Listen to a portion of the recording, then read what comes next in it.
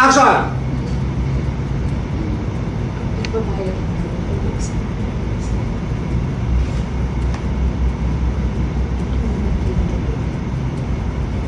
asawa niya. Kay Helen.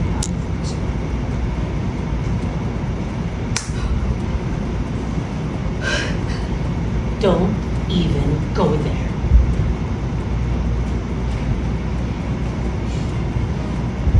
Nakalimutan mo na yan, Miss V?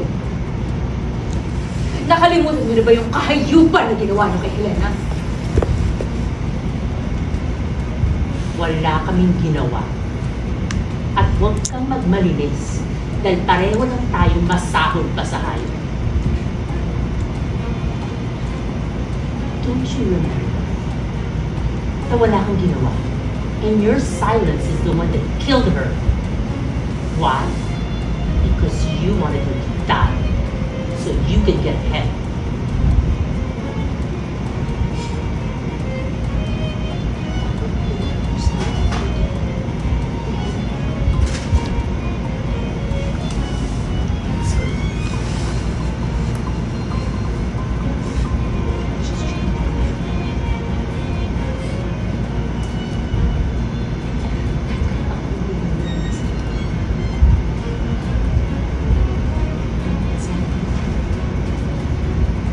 Kay Helen.